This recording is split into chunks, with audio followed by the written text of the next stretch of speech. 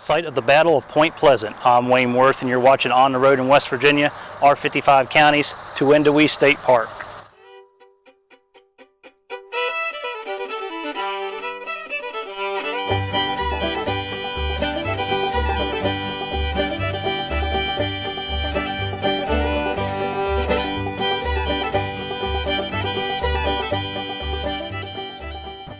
Named after the Wyandotte term meaning point between two waters because it's literally the geographic point where the mighty canal meets the Ohio, Endie Wei State Park is considered a significant landmark in our state's frontier history. Now, some of you may take one look at what we today call the Mansion House and say, "Wayne, that looks pretty frontier to me." And I would respond by telling you that you are correct, being that it was built in 1797 and considered the oldest log structure in the Canal Valley. However, just 23 years earlier, this place would be the very site of one of the most pivotal points in our state's frontier history. Of course, I'm talking about the Battle of Point Pleasant, which is part of Lord Dunmore's War.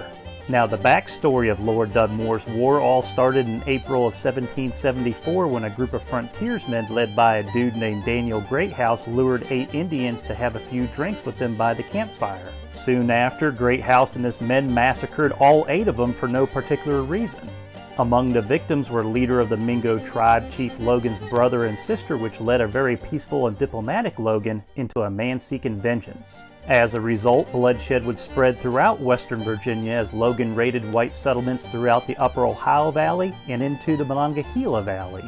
When the Shawnee and Delaware tribes joined in on the action and led raids across the Ohio River, it led Lord Dunmore, who was governor of Virginia at the time, to respond by sending 2 armies into the Ohio Valley, one led by him and the second led by Colonel Andrew Lewis.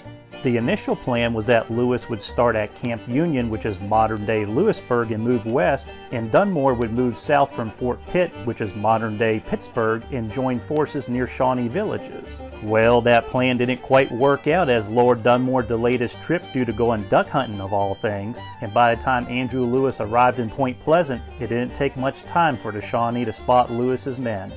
On a foggy morning in October of 1774, Shawnee leader Chief Cornstalk led over 900 warriors in a full-fledged attack on Colonel Lewis's men. After several hours of musket fire and fierce hand-to-hand combat, Chief Cornstalk and his warriors retreated.